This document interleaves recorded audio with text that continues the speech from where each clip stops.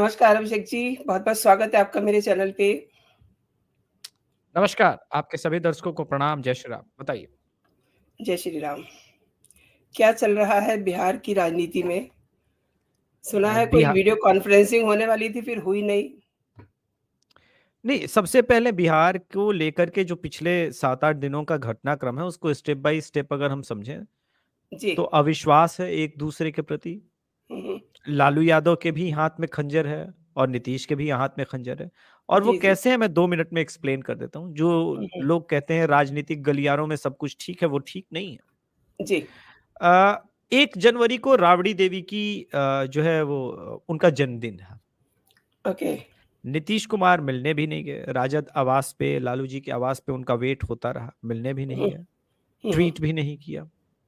किंतु बिहार राज्य के विधानसभा के जो सभापति होते हैं, हुँ, वो हुँ। लालू यादव के आवास पे गए, हुँ, हुँ। लेकिन नीतीश कुमार के आवास पे नहीं गए।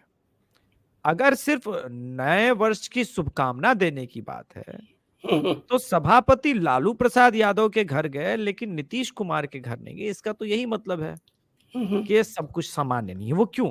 क्योंकि किसी भी विधानसभा का सभापति वो महत्वपूर्ण हिस्सा है।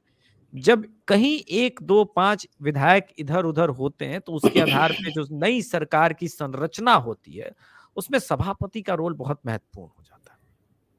अगर ऐसा है तो सब कुछ ठीक नहीं है, लेकिन ये कैसे समझा जाए कि सब कुछ ठीक नहीं है? जी। नीतीश कुमार अपने एक पुराने सहयोगी शिवानंद तिवारी से पटना में पारस हॉस्पिटल है, वहां मिलने पहुंचे। उनके पुत्र राजद से विधायक। जी। इस वक्त जब ललन सिंह को हटाया गया, तो उन्हें उम्मीद थी कि बीजेपी की तरफ से ग्रीन सिग्नल मिलेगा और नीतीश कुमार का जो हलो का रिस्पॉन्स है, बीजेपी हलो से देगी।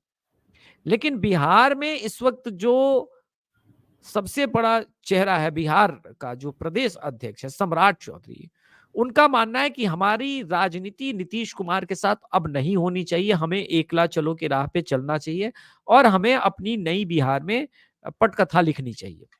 जी। यही वो एक जिसको कह सकते हैं पॉइंट है जहां पे सॉल्यूशन नहीं मिल रहा है, ना नीतीश कुमार को, ना बीजेपी के केंद्रीय नेतृत्व को। हुँ। ऐसा नहीं कि बीजेपी का सेंट्रल लीडरशिप नीतीश को लेकर के इंटरेस्टेड नहीं है, वो बिल्कुल इंटरेस्टेड है। लेकिन एक तरफ सम्राट चौधरी है, तो दूसरी तरफ चिराग पासवान है। इनको भी तो मनाना पड़ेगा। प्लस बिहार के वो मतदाता जो बीजेपी को इसलिए अब समर्थन दे रहे हैं क्योंकि लालू और नीतीश एक राह पे हैं और उस जंगल राज के अगेंस्ट है। अगर नीतीश कुमार भी वापस आए तो बिहार का मतदाता निराश होगा जो भारतीय जनता पार्टी का समर्थक है, पहली बात। जी। अब जो आज वीडियो कॉन्फ्रेंसिंग के जरिए कॉल होना था कि उसमें संयोजक बनाया जाए, हुँ, हुँ। एक बहुत पुराना गीत है कि हुजूर आते आते बहुत देर कर दी। जी। अब संयोजक बनाएंगे आप जनवरी में, फरवरी में सीट शेयरिंग करेंगे, मार्च में चुनाव आयोग जो है वो लगा देगा कोड ऑफ कंडक्ट। उसके बाद क्या? मार्च के अंत में इलेक्शन, अप्रैल में इलेक्शन, मई में रिजल्ट।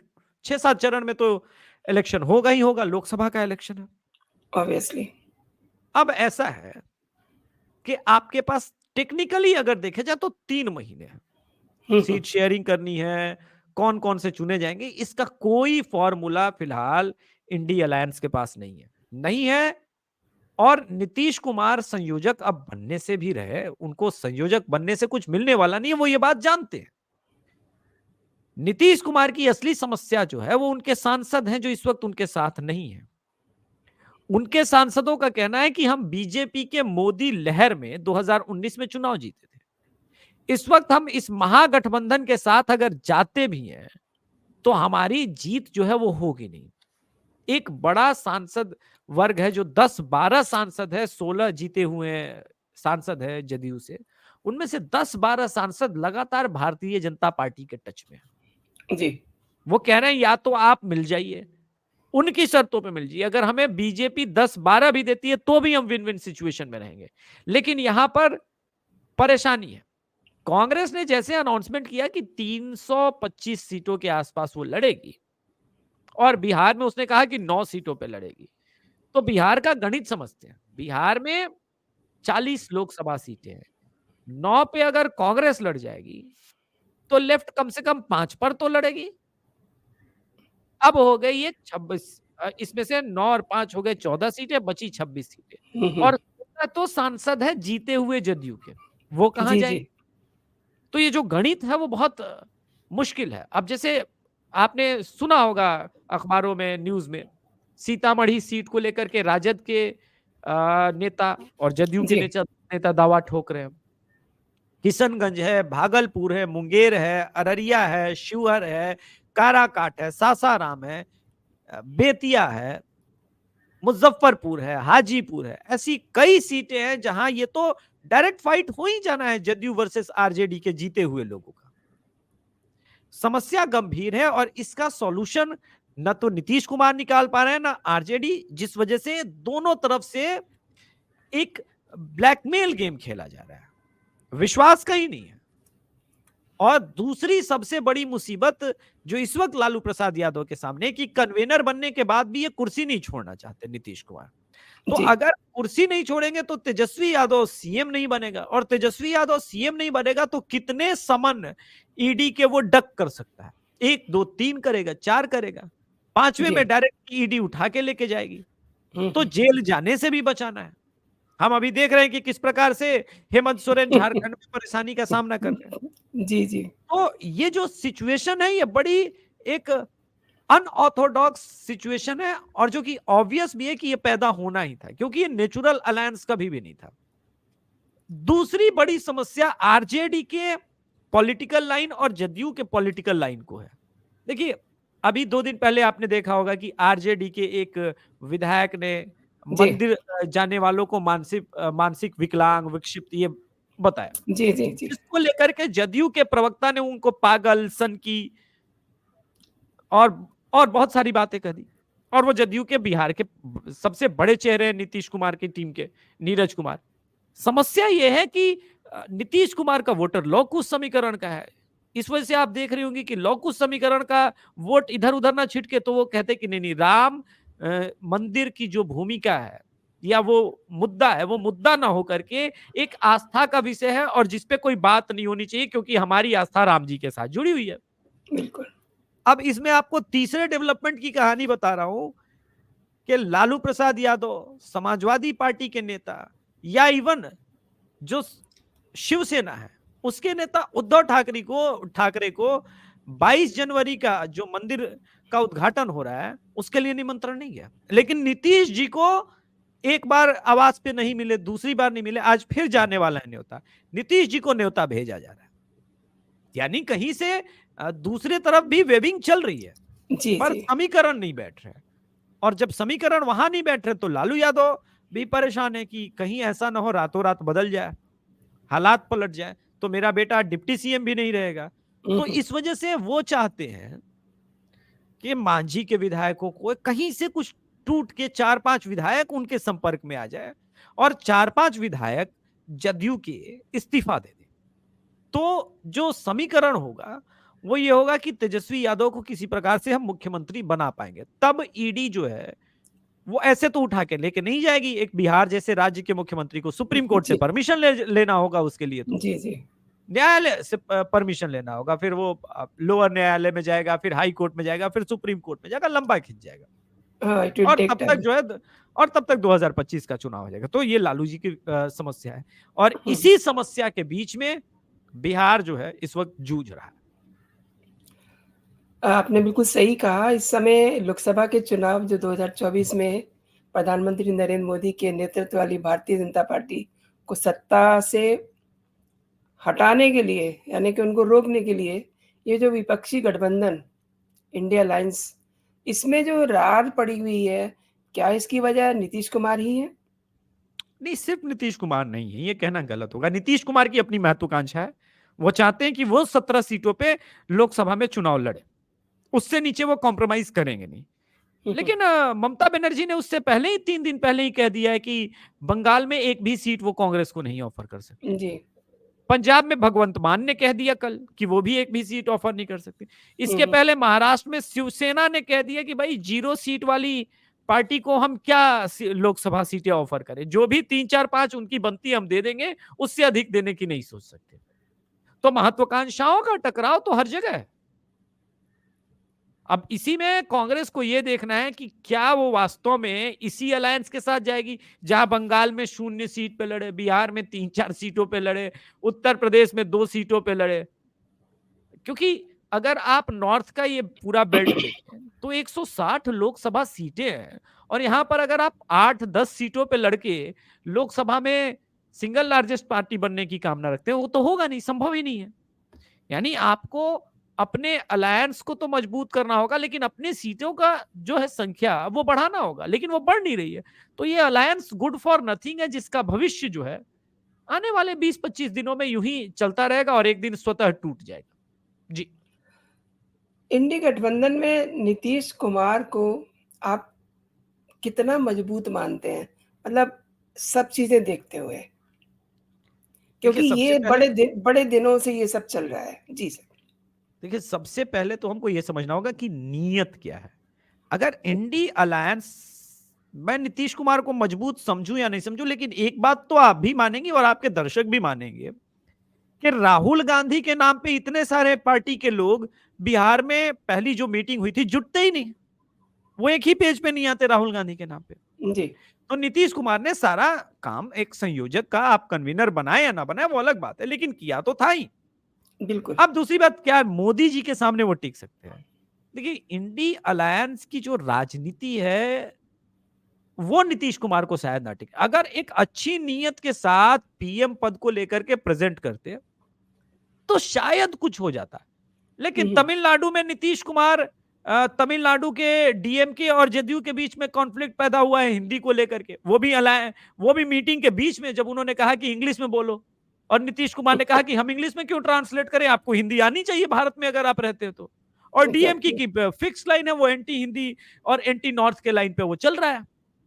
तो ये अलायंस ही नेचुरल नहीं है। दूसरी चीज, नीतीश कुमार को वेस्ट बंगाल में ममता दीदी क्यों एक्सेप्ट करे? उनकी सीटों की संख्या निश्चित रूप से ज्यादा होगी, जदयू जितनी भी सीटें लेके आ जाए। वैसे मेरा मानना है कि 3 से 4 से अधिक सीटें नहीं जीतेगी अगर ये अलायंस के साथ वो कैरी ऑन करती है। वहीं दूसरी तरफ जो नीतीश के सांसदों का कहना है कि बीजेपी अगर 10-12 सीट भी देती है, हमें लड़ जाना चाहिए, वो ठीक है, क्योंकि वहां फिर वो 10 के 10 या 12 सीटें वो जीतेंगे जो भी ऑफर होता है। तो समस्या कहाँ है? हर एक सांसद की भी तो अपनी एक राजनीतिक यात्रा है। वो उस राजनीतिक यात्रा को क्यों समाप्त करें? जी। जी। अच्छा, इसमें ये जो आपने पूरी बात बताई है, तेजस्वी यादव का इस पूरे झगड़े-पचड़े में क्या स्टेटस देखते हैं आप? क्योंकि लालू यादव भी बहुत चिंतित हैं अपने बेटे के भविष्य को लेकर के, इधर नीतीश कुमार की रार खत्म नहीं हो रही है, लोग इन्हें एक्सेप्ट नहीं कर रहे हैं।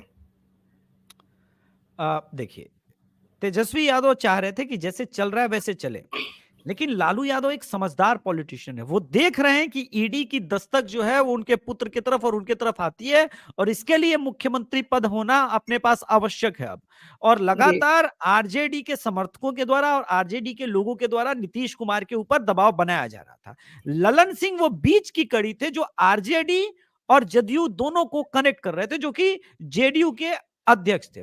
जेडीयू के कार्यकर्ताओं का ऐसा कंप्लेन है कि भाई राजद के कार्यकर्ता उनके साथ जो बिहेव करते हैं वो ठीक बिहेवियर नहीं है, जबकि उनका नेचुरल अलायंस बीजेपी के साथ होता था। बीजेपी पार्टी ऑफिस और जदयू पार्टी ऑफिस के बीच में जो कार्यकर्ता का समन्वय था, सामंजस्य था, वो बहुत अच्छा था। ये वास्तविकता है। जदयू के कार्यकर्ता बीजेपी कार्यालय में अक्सर बैठे भी रहते थे, बहुत अच्छा माहौल रहता था, हंसी ठिठोली होती थी। वो राजद के साथ नहीं होती, ये बात ठीक है। दूसरी बात, राजद के कार्यकर्ताओं की महत्वाकांक्षा है कि वो तेजस्वी यादव को सीएम बनते हुए देखे, लेकिन जेडीयू के कार्यकर्ता क्यों ऐसा होने दें? ये दोनों का जो एक थिन लाइन है ना, वो बहुत अब बड़ा हो गया है, और इसी वजह से ये आपको कॉन्फ्लिक्ट दिखा कि सबसे पहले ललन सिंह को रास्ते से हटा दिया नीतीश कुमार ने कि ये जो कम्युनिकेशन का ब्रिज है वो तोड़ देते हैं। अब जेडीयू और आरजेडी के बीच लगातार पिछले 7-8 दिनों में जो भी है वो कम्युनिकेशन गैप बहुत ज्यादा है, और एक दूसरे पे भरोसा भी नहीं है। ये जो सारा मसला है, सो कॉल्ड जातीय जनगणना भी कहीं इसके पीछे एक वजह है क्या, नहीं, अभिषेक जी? जातीय जनगणना मसला नहीं है। मसला देखिए आपस में विश्वास, नेतृत्व और इन सब से इतर अपनी राजनीति का है। जी। जेडीयू को भी अपनी राजनीति करनी है, उनका लॉ कुछ मैं बार-बार कह रहा हूँ, अब जैसे चंद्रशेखर यादव मंत्री हैं बिहार के, वो रामचरितमानस पे बात करते हैं उल्टा-सीधा, वो सनातन धर्म को गाली देते हैं, टिप्पणी देते हुँ, हैं, तो हुँ। उनका अपना लॉ कुछ समीकरण उनसे दूर हो रहा है। फिर दूसरी बात, मुस्लिम वोट बैंक पे पकड़ की। कहा जा रहा है कि धीरे-धीरे तेजस्वी यादव की तरफ नीतीश कुमार के भी मुस्लिम वोट शिफ्ट हो रहे हैं। तो ये तो राजनीतिक सर्वाइवल की लड़ाई है, जो साथ में ही अब नहीं रहने दे रही है। और सबसे बड़ी बात जो मैंने कहा, बिलीफ, एक दूसरे के ऊपर जो विश्वास होता है किसी गठबंधन को लेकर के, भरोसा वो होता है। वो विश्वास की डोर जो है वो बहुत नाजुक हो चुकी है, कभी भी टूट सकती है, ये इसमें कोई संदेह नहीं है। इस वक्त बिहार सरकार डेफिनेटली एक बहुत ही अनस्टेबल दौर में है, जहां कभी भी कुछ भी बहुत बड़ा हो सकता है। एक और बात सुनी जा रही है, आई डोंट नो अ, ये सही है या केवल अफ़वाह है, सीट शेयरिंग के साथ गठबंधन का जो चीफ है, वो भी फाइनल हो गया है, तो वो नाम कौन-सा है?